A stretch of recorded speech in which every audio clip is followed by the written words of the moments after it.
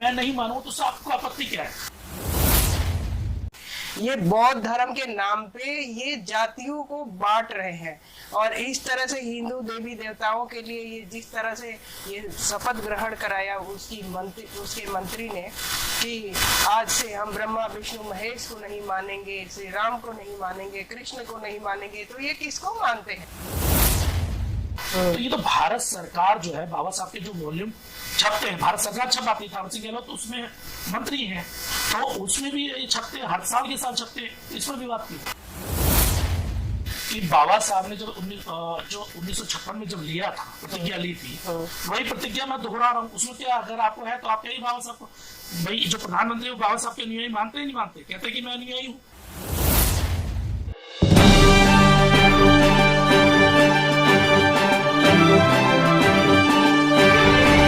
नमस्कार, मैं सरदार बलविंदर सिंह, आप देख रहे हैं टीवी प्राइम।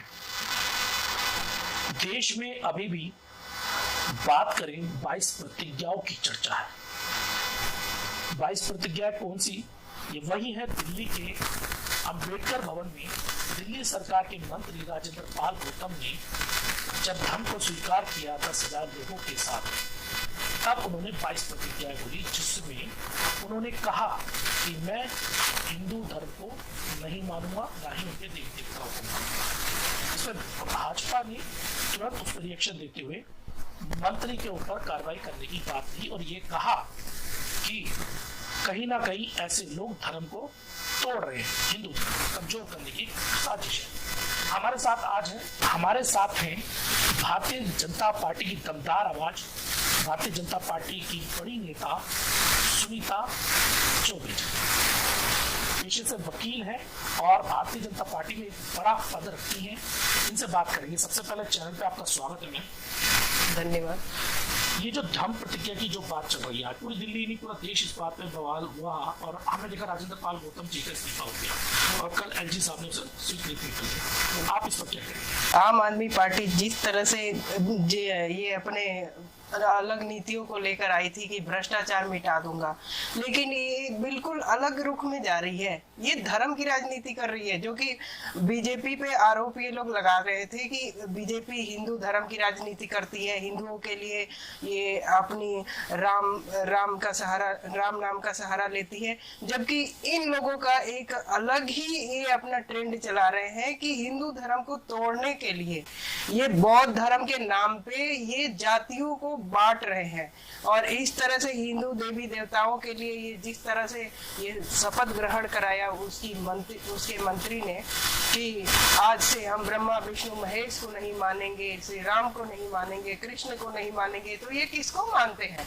ये या तो इनका कोई बौद्ध धर्म का तो ऐसा कोई विचारधारा है ही नहीं जिस तरह से ये लोग। एक बात बताइए, मैं नहीं मानूं तो आपको आपत्ति क्या है? मैं नहीं मानता, नहीं मानते तो हम अपने पब्लिक के बीच में जाके हम जिस तरह से इनका जो मंत्री था, जिस तरह से इसने शपथ ग्रहण कराया, तो क्या वो सही था? वो हमारे समाज को तोड़ने की बात कर रहा है? वो तो हिंदू धर्म पे सीधा वार कर रहा है। नहीं, वो यही तो कह रहे हैं ना, वहां जो लोग पहुंचे वो ये कह रहे हैं कि मैं नहीं मानता। भाई नहीं मानता, जो वहां लोग आए, जो बुद्धिस्ट बन रहे थे, जो धर्म में प्रवेश कर रहे थे, वो यही तो कह रहे हैं कि हम नहीं मानते। अगर आप हमारे जाति के नाम पर शोषण करोगे तो हम लोग नहीं मानते। नहीं मानने का तो सवाल ही नहीं है, ऐसा कहीं आप जाके पूछ लो। ये सिर्फ इन लोगों की अपनी सोच है कि ये जो शेड्यूल कास्ट है या जो निचले तबके के लोग हैं वो हिंदू देवी देवताओं को नहीं मानते। ये लोग जबरदस्ती इनके दिमाग को ब्रेन जो माइंड वॉश कर रहे हैं। इनके अंदर सिर्फ ये है कि ये हिंदुओं को तोड़ के अपनी राजनीति करना चाह रहे हैं। नहीं, सवाल तो ये भी है ना, अगर राजेंद्र पाल गौतम जी का आप ये बात कहते हैं तो ये तो भारत सरकार जो है, बाबा साहब के जो वॉल्यूम छपते हैं, भारत सरकार छपाती है, थावर सिंह गहलोत तो उसमें मंत्री हैं, तो उसमें भी ये छपते हैं, हर साल के साल छपते हैं। इस पर भी बात की। कहीं ऐसा तो नहीं गुजरात चुनाव को देख के मामला बनाया जा रहा है? बिल्कुल नहीं। गुजरात का चुनाव में ये सब सिर्फ केजरीवाल की रणनीति है और कुछ नहीं। हमारे तरफ से इस तरह का कोई बयानबाजी नहीं होता है धर्म को लेके, या हम लोग उस तरह से मुस्लिम धर्म को भी जितना भी अपनी केंद्र से जितना सहयोग हो रहा है उतना किया जा रहा है, जितना उनको उनके लिए बेनिफिट हो रहा है उतने उनको सुविधाएं मुहैया कराई जा रही है। लेकिन फिर भी ये लोग एक आरोप लगाते रहे हैं कि बीजेपी हिंदू धर्म की राजनीति करती है, श्री राम का सहारा लेके ये राजनीति करती है, जबकि आप लोगों ने ये साफ मीडिया वालों ने भी देखा होगा कि वो पूरे पब्लिक के बीच में शपथ ग्रहण करा रहा है। वो कैसी राजनीति है उसकी? आम आदमी पार्टी की राजनीति कैसी हो रही है? नहीं, वो तो ये कह रहे हैं ना, जो मंत्री राजेंद्र पाल गौतम है वो तो ये कह रहे हैं कि बाबा साहब ने जो 1956 में जब लिया था, प्रतिज्ञा ली थी, वही प्रतिज्ञा मैं दोहरा रहा हूँ। उसमें क्या, अगर आपको है तो आप यही बाबा साहब को, भाई जो प्रधानमंत्री वो बाबा साहब के अनुयायी मानते नहीं मानते? कहते कि मैं अनुयायी हूँ। बाबा साहब ने जो प्रतिज्ञा ली तो क्या कहाँ लिखा है बाबा साहब अम्बेडकर ने? संविधान में कहीं लिखा हुआ है कि हम हिंदू धर्म को नहीं मानते? वो वीडियो ऑलरेडी सोशल मीडिया पे है। 1956 में प्रतिज्ञा ली थी उन्होंने, तो उसको मीडिया वालों ने दिखाया?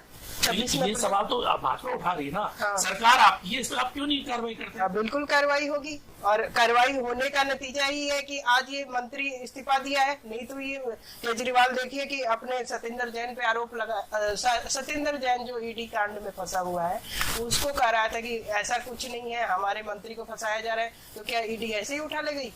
तो वैसे ही सिसोदिया पे सीबीआई की जांच चल रही है, उसको भी वो ठुकरा रहा है कि ऐसा कुछ नहीं है, हमारे मंत्री को फंसाया जा रहा है।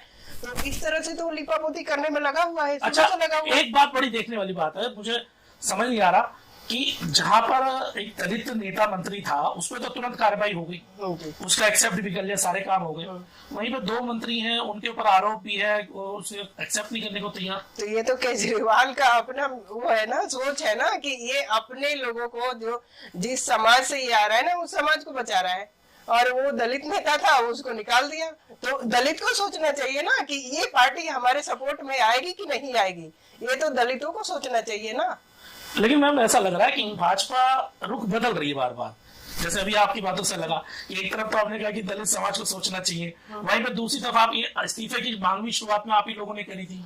इस्तीफा की मांग सिर्फ दलित होने की वजह से नहीं किया गया था, ये जो धर्म के ऊपर इसने वार किया ना कि हिंदू देवी देवताओं को हम नहीं मानते हैं, ये शपथ ग्रहण खुलेआम किया, इसकी वजह से हम लोगों ने इसकी इस्तीफा के लिए इस तरह से आवाज उठाई। वरना हमें दलित से क्या दिक्कत है? हमें ना दलित से दिक्कत है, ना मुस्लिम से दिक्कत है, हमें किसी जाति धर्म से दिक्कत नहीं है।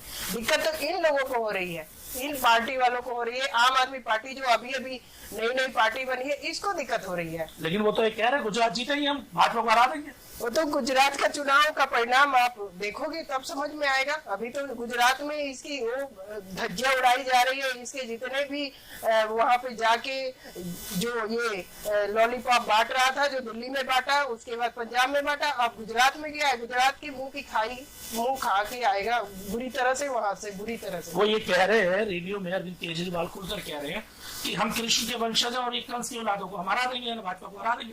अब आप कंस लोग बना दिए गए। हाँ, वो गलत फहमी में है। ये कृष्ण के वंशज है और भाजपा कंस के वंशज है। यही तो इसकी पागलपन है। ये सपने देखता है, दिन में सपने देखता है, और कोई दिक्कत नहीं है। इसको दिन में सपने देखने की आदत है। पूरी जिंदगी तो इसने नुक्कड़ नाटक किया।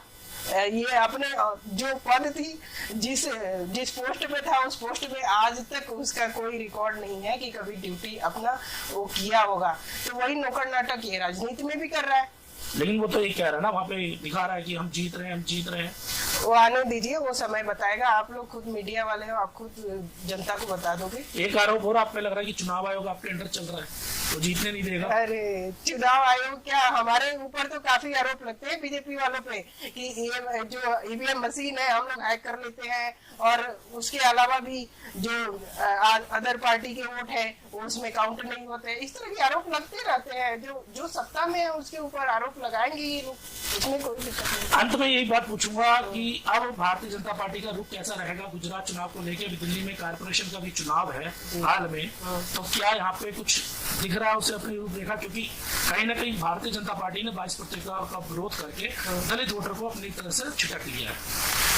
देखिए, वो दलित वोटर्स, उनको भी समझ में आ रही है कि आम आदमी पार्टी ने उनके साथ क्या गेम खेला था। वो एक था कि बिजली और पानी फ्री देने का, बस उसकी वजह से ये सारे वोट उनके तरफ गए थे। लेकिन अब जिस तरह से इस आम आदमी पार्टी का सारे विचारधारा का पर्दाफाश हुआ है ना, तो दलित हो या मुस्लिम हो, सारे वोट बीजेपी को ही आएंगे। और हमें विश्वास है कि एमसीडी का चुनाव भी बीजेपी पूरी दमखम से जीत के आएगी।